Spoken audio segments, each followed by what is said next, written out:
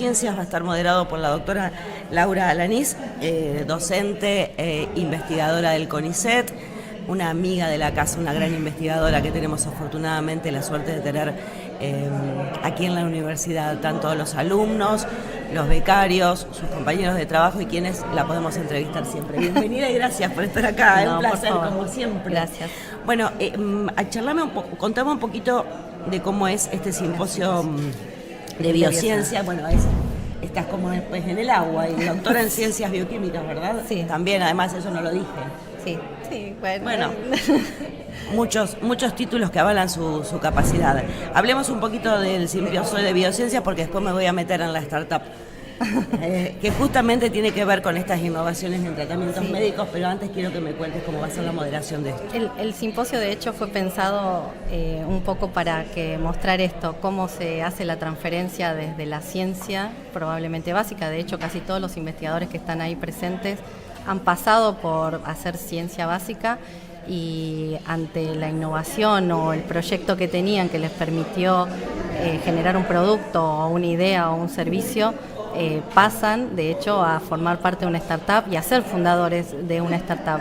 Hay dos de ellos que son fundadores o cofundadores de startup o están trabajando directamente en empresas, estas empresas recién nacidas del tipo de biotech en general, son de biotech y focalizados sobre todo en esto, en buscar innovaciones en tratamientos médicos, claramente con el objetivo de mejorar la vida de las personas. Sí, ese siempre es el objetivo final, porque por ahí nos perdemos en palabras y el final es ese. Sí, o sea, y la idea es esto de las startups es claramente llevar, es el paso que falta siempre desde el ámbito académico a llevar las innovaciones a la sociedad. Y creo que las startups o las spin-off, este tipo de empresas son ese puente necesario para llegar a que la sociedad pueda utilizar todo lo que hacemos dentro de la universidad, por ejemplo. Tu experiencia es fundamental por esta startup local que vos lograste poner en valor.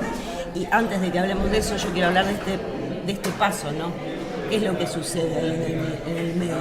De salir del laboratorio, de alguna manera, para hacerlo más gráfico y quizás burdo, perdóname, y salir a la sociedad, a explicarle a la sociedad y decir, tengo una empresa, y quizás una palabra mal utilizada, porque no está mal hacerlo. No, totalmente. No, en realidad es que sí, eso es más, es necesario para que, o sea, la sociedad tiene que comprender que la única forma que le van a llegar todo lo que hagamos académicamente, seguramente una de las formas es a través de una empresa de base tecnológica, por ejemplo, ya sea del agro, de salud, o sea, cualquier tipo. Entonces eso es bueno, es una comprensión que empieza ahora y hay como un boom quizás en los últimos años y que la sociedad también creo que lo está entendiendo. Y emprender además no es es un clic que uno dice, ok, llegué hasta acá con mucho conocimiento, y es darse cuenta un poco también de que uno tiene una herramienta que puede ayudar a alguien o a algo o algo que sea del clima. Entonces es como ese clic que le hace a uno decir, yo tengo algo y tiene que llegar, y este es un poco el camino, o al menos el que se nos presentó a nosotras, para poder, y creo que los que están también en el simposio, para poder cumplir esa meta de que les lleguen todo el conocimiento a la sociedad. ¿Considerás que ustedes, y ahora hablemos de la startup, y no estoy recordando el nombre en este momento? Es muy difícil, me dicen todos. Claro, ayúdame con eso. No, la startup nuestra se llama Mesenquial-T, que es la combinación de los productos que estamos usando dentro de la startup. Es una startup que está fundada para desarrollar terapias celulares, terapia con células madres. ¿Te acuerdas que habíamos hablado? Sí, por supuesto. Bueno, ahora ya estamos... Antes de que pudiera... Estabas ahí en el umbral. Ahora ya somos una empresa constituida, una startup, donde el foco es desarrollar este tipo de terapias para que los productos de terapia celular sean comercializables y lleguen a la sociedad en forma regulada. Nuestra idea es que el producto tenga las autorizaciones del ADMAT, o sea, y si llegamos más adelante, FDA y las agencias regulatorias de medicamentos.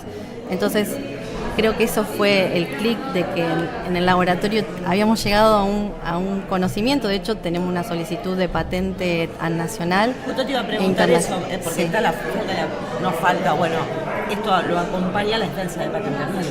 Y sí, ese es un punto clave, sobre todo es lo que le da el valor agregado y forma parte de la propuesta de valor de las startups. En general, la propiedad intelectual es como un bien sumamente, es intangible, pero es un bien sumamente importante, no solo, o sea, obviamente de las instituciones, pero explotarlas hace que, bueno, que realmente pueda llegar todo lo que se hizo de investigación y que está en la patente a la sociedad. Que esa es la clave. Laura, estamos hablando de terapias regenerativas, sí. ¿Pero en qué campo aplicables? Nosotros, o sea, el desarrollo de la empresa es para terapias regenerativas. Por el momento, la aplicación la estamos queriendo llevar a lo que es lesiones óseas críticas. Hoy estuvo Antonella contando en la sesión de póster el proyecto en sí y los resultados que hemos obtenido, y son para lesiones óseas críticas que no se pueden regenerar. Por ejemplo, y hay varias, muchas veces cuando hay... Se me ocurre fractura de cadera, no sé si es la primera que se me ocurre. O sea, en realidad son como varias, pueden ser varias patologías óseas, pero la clave es que son esas lesiones que son muy grandes, vamos a imaginarnos eso, y que el cuerpo, por alguna razón, no tiene la capacidad, ha perdido la capacidad de regenerarse. Entonces, obviamente se acude a prótesis, a injertos óseos, que incluso fallan también muchas veces, claro, y tienen muchas complicaciones. La idea que es a través de este producto o este tratamiento, la lesión se pueda regenerar naturalmente y evitar esas complicaciones que tiene la terapéutica actual. Por el momento, por eso digo, es para lesiones óseas. Tenemos pensado muchas cosas más. Me estás diciendo, porque me decís por el momento es solo. A ver, muchas, y vuelvo a lo del principio. La sociedad requiere de esto. O sea, y muchas personas tienen esta patología. Sí. Estamos hablando de un universo altísimo. Sí, en realidad, o sea, hay muchas. Es más, muchas veces se nos acercan a ver si ya está preparado el tratamiento. Lamentablemente hay que pasar, lamentablemente no, es lo correcto, hay que pasar por distintas instancias de las fases clínicas, o sea, todas las autorizaciones necesarias, porque claramente eso tiene que ser un producto regulado, o sea, no podemos largarlo así porque sí. No, por supuesto. Y bueno, es la forma en que a la gente le va a llegar ese producto, sobre todo en Argentina y en Latinoamérica, donde es más, no hay acceso a terapias celulares que estén bajo regulación. Muchas veces. Bueno, esa es la otra pregunta que te iba a hacer. Abordala si querés.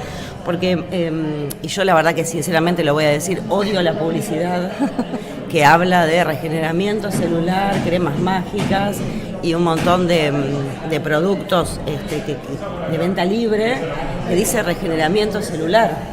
Sí. Y no es tan así. Por favor, hagamos una alerta también a la sociedad en ese sentido. Es que en realidad sí, desde el 2019 la FDA emite esa alerta. De hecho, un poco eso es lo que nos orientó a armar nuestra startup, porque hace esa alerta de la alta proliferación de terapias celulares y con el riesgo para el paciente. Porque incluso a pesar de que sean las propias células de la persona, si se sacan de un lugar y se pone en otro del cuerpo, pueden llegar a generar un daño. Entonces hay que tener mucho cuidado. Yo creo que también lo habíamos hablado en algún momento. Hay terapias paliativas, o sea, de momento que el médico decide usarlas y existen, y es verdad, o sea, y están bien, sí, por supuesto, utilizadas, porque eso es tratamiento médico y forma parte de la decisión del médico de tener una herramienta que le permita curar al paciente, que es el objetivo de él. Se hace incluso, o sea, en ambiente controlado, hay aplicaciones o cirugías donde se utilizan las células del propio paciente en un contexto médico y está autorizado y es factible de hacerlo. El tema es después todo lo que vos decís, esa publicidad engañosa de cremas con células madres, tratamientos que ofrecen regenerar, incluso hasta enfermedades neurológicas, es que es bastante peligroso. Es muy peligroso eso. Entonces hay que tener en cuenta, sobre todo claramente cuando uno necesita o tiene un paciente o una familiar enfermo, busca esa opción, pero hay que tener cuidado antes de realizar los tratamientos y o sea que ustedes trabajan también con una cantidad de profesionales importantes, sí, viendo a ese paciente que se lo toma como único, por otro lado, que también parece importante, tener esa mirada. Claro, nosotros de hecho los productos de terapia celular en general, obviamente no es un producto que va a estar en la farmacia para poder comprarlo directamente, sino que va a ser una decisión del médico que lo va a aplicar y va a decir, ok, sí, este contexto hace que para este contexto este tipo de terapia o este tipo de producto es necesario usarlo, y ahí es cuando se encarga la empresa para que se produzca, porque son células vivas y tiene que estar vivas para que funcionen, y recién ahí se traslada al paciente y se aplica directamente, pero es el médico el que lo aplica. ¿Y las células son del propio paciente o pueden ser de otro paciente? Porque también depende de la patología, del individuo, de lo que diga el médico. Está buena la pregunta. En general, las terapias celulares pueden ser autólogas del propio paciente o halogénicas, que son de otro paciente. En el caso nuestro, lo que estamos queriendo desarrollar es un producto halogénico, porque eso permite la escalabilidad, o sea, que hacer en escala. Exacto. Sí. Y en realidad son células derivadas de cordón umbilical, que son células jóvenes, además, a pesar de que son células madres adultas, no son células embrionarias, tener ese producto que está disponible y que el paciente no tenga que someterse a que se le extraigan las células, sino que esas células ya están listas para acondicionarlas y después transportarlas y que el médico las aplique directamente. ¿Y cada uno de los procesos que hagas tenés que pasarlo por el ANMAT o...? Esa es un tema, pero bueno, tiene que ver con la seguridad. Sí, eso es la seguridad que ofrece. En realidad lo que se hace, los batch que se produzcan es una regulación que pasa por el ANMAT. Nosotros ahora tenemos que empezar a contactarnos con gente de ANMAT y de INCUCAI, porque no deja de ser un trasplante. Claro, ahí va ahora también con eso. Entonces, armar junto con ellos, ir trabajando para llegar a la aprobación del producto. O sea, es la preclínica que se prepara para que ese producto sea autorizado por ellos.